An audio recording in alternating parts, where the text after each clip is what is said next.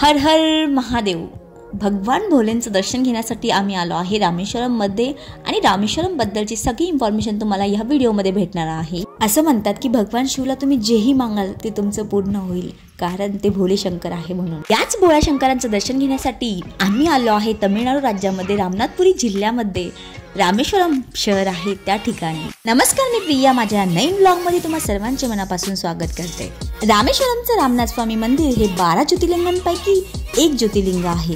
तसेच आपल्या हिंदू धर्मामध्ये 4 धाम आहे, जसे की बद्रीनाथ नॉर्थ मध्ये येतं, द्वारका हे वेस्ट मध्ये, जगन्नाथपुरी ईस्ट मध्ये, तर रामेश्वरम हे साऊथ मध्ये येतं।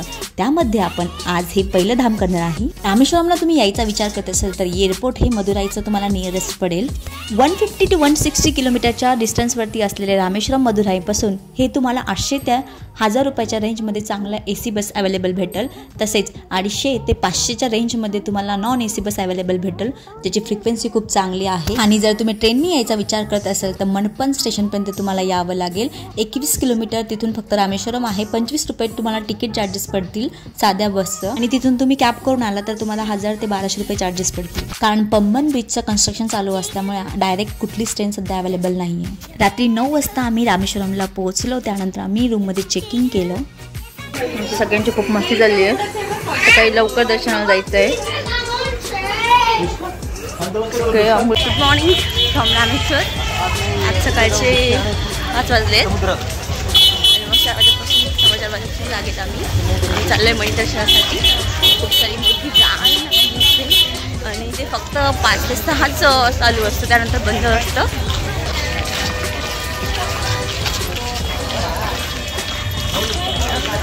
एवढी धडपड करत सकाळी लवकर उठून आम्ही मणीदर्शनासाठी आलो होतो, पण इथं आल्यावर कळालं की ते असतं फक्त 4 ते 5 आणि आम्हाला सगळ्यांनी सांगितलं होतं की 5 ते 6 असतं। मग काय, आता आम्ही चाललो तीर्थस्थानासाठी।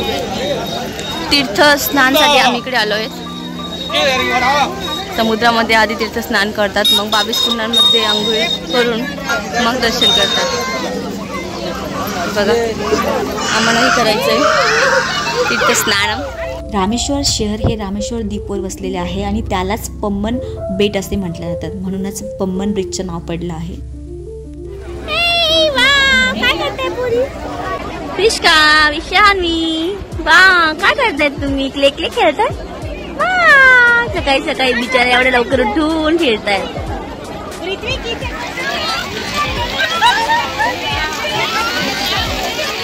आम्ही सर्वांनी, आमच्या सर्व ग्रुपने, हे बघू शकता फोटोमध्ये तुम्हाला सगळेजण दिसतील, आम्ही सर्वांनी तीर्थस्नान केलं। एवढ्या थंडीमध्ये सुद्धा थंड पाणी, एवढी सकाळची वेळ, काही लाईट्स नव्हते व्यवस्थित, काही नाही, तरी पण जी पॉझिटिव्ह एनर्जी आणि जे एवढं छान वाटत होतं ना मनाला, ते तुम्हाला सांगू शकत नाही। तुम्ही इथे आल्यानंतरच अनुभव करू शकतात। आणि त्यानंतर आम्ही मंदिराच्या तिथे आलो, कारण आम्हाला करायचं होतं 22 कुंडांमध्ये स्नान। मला बघा 22 कुंडांमध्ये स्नान करण्याच्या आधी पर हेड तुम्हाला 25 रुपयाचं तिकीट काढावं लागतं आणि त्यानंतरच तुम्ही समोर जाऊ शकतात। पिष्का खूप झोपली होती निवांत, कारण बराच वेळ झाला होता आणि रात्री 1 वाजता झोपलो आणि सकाळी ऑलमोस्ट 3:30-4 वाजता लेकरांना उठवलं, त्यामुळे पिल्लांची झोपही झाली नव्हती। ही लाईन जी बघता आहे ही तिकीट काढल्यानंतर तुम्ही आंघोळ करण्यासाठी 22 कुंडांची जी लाईन आहे, खूप मोठी लाईन आहे। तिकीटला पण खूप मोठी लाईन होती आणि खूप सुंदर असे इथे लावलेले होते। हे जाता जाता त्यांचं दर्शन आणि ते बघून अजून मन प्रफुल्लित होत होतं। 2.5 ते 3 तास आम्ही लाईनमध्ये थांबून तिकीट काढलं, त्यानंतर नंबर यायचा वेट केला आणि इथे येऊन बघतो तर काय, हे फक्त बकेट्सनी पाणी सगळ्यांच्या अंगावर टाकणार म्हणजे झाली तुमची आंघोळ। 1-2 थेंब उडाले तरी तुम्ही पुढे जायचं। हा होता पहिला कुंड, जिथे आम्हाला आंघोळ करायची होती। 22 कुंड आहे, हा 7व्या नंबरचा कुंड आहे। असं पाणी काढून टाकलं जातं अंगावर सगळ्यांच्या। सर्वात मोठं कुंड आहे, बघू शकता।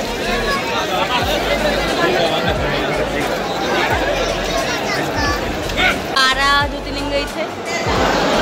असेच एक एक करत आम्ही जवळपास 14-15 कुंडांचे स्नान केले होते आणि आता पुढचे करायचे होते।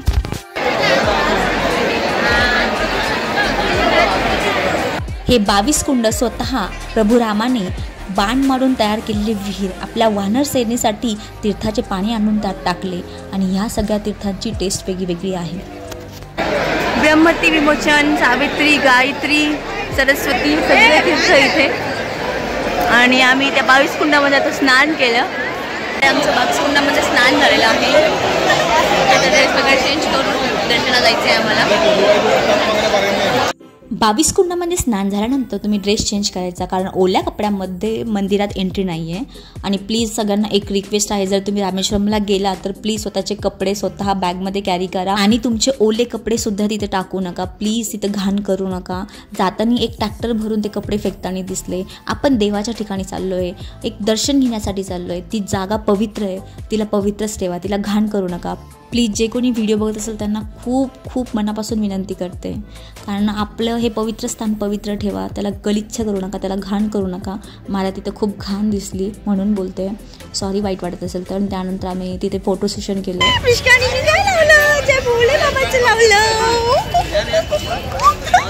आणि आता आम्ही चाललो आहे दर्शनाला. फ्रेश अप होऊन ड्रेस वगैरे चेंज करून 22 कुंडांमध्ये आंघोळ करून मस्त एकदम फ्रेश झालं छानपैकी. जसं आम्ही नाश्ता केला आहे आता छान छान. आम्हाला लाईनमध्ये थांबायचं आहे. काल घडलं होतं म्हणून आज आम्ही आधीच नाश्ता करून घेतला आणि आता लाईनमध्ये थांबणार आहे आम्ही. इकडे आल्यानंतर कोणत्याही मंदिरात जाण्याच्या आधी तुम्ही थोडंफार खाऊन जा, कारण इथे 4 ते 5 कधी 6-7 ताससुद्धा तुम्हाला दर्शनाला लागू शकतात. रामेश्वरमचं रामनाथ स्वामी मंदिर याला 4 गेट आहे आणि हे जगप्रसिद्ध आहे. रावणाचा वध करून माता सीतेला प्रभू रामांनी आपल्यासोबत आणलं आणि रावण हा ब्राह्मण असल्यामुळे त्याचं हत्येचं पाप हे प्रभू रामांना लागलं. ब्रह्महत्येच्या पापामधून मुक्त होण्यासाठी सगळ्यांनी प्रभू रामांना सांगितलं की तुम्ही शिव आराधना करा, कारण रावण हा भगवान शिवचा सगळ्यात मोठा भक्त होता. त्यासाठी प्रभू रामाने हनुमानाला सांगितलं की तुम्ही कैलास पर्वतावर जाऊन एक शिवलिंग आणा.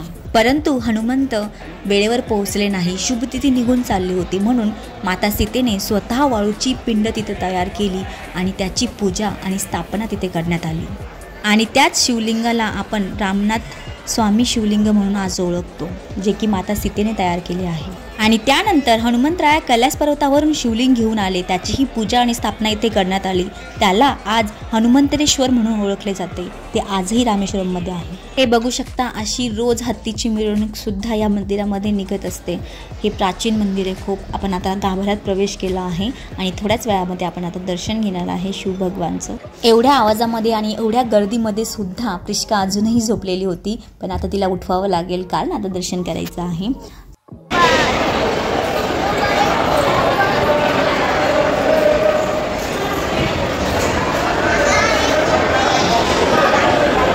सकाळी 4:30 वाजेपासून आता वाजले आहे 11 आणि आमचं दर्शन झालं आहे इथे पूर्णपणे. खूप सुंदर असा सभामंडप आहे. आणि त्यानंतर आम्ही इथे थोडंसं फोटो सेशन केलं. या मंदिरामध्ये मोबाईल चालतो, पण गाभाऱ्यामध्ये एंट्री करतो त्यावेळेस फोन अलाउड नसते. सो अशा प्रकारे आमचं खूप छान असं दर्शन झालं आहे. 1.5-2 तास लागले तरी आम्ही पास काढले होते 100 रुपयाची. आणि खूप मस्त आणि खूप छान असं मंदिर आहे. रामेश्वरममध्ये अजून आपल्याला बघायचं आहे लक्ष्मण तीर्थम, रामतीर्थम, पंचमुखी हनुमान मंदिर, APJ म्युझियम, त्यांचं हाऊस सुद्धा बघायचं आहे. धनुषकोडी, लाईट हाऊस, राम सेतू आणि मार्केट. आणि तो तुम्हाला नेक्स्ट व्हिडिओ बघायचा असेल तर आत्ताच चॅनलला लाईक, शेअर, सबस्क्राईब करायला विसरू नका. तसेच बेल आयकॉन सुद्धा प्रेस करा, म्हणजे तुम्हाला नोटिफिकेशन भेटेल. तो व्हिडिओ कसा वाटला कमेंटमध्ये नक्की सांगा. आवडला असेल तर लाईक करा. Thank you for watching. बाय.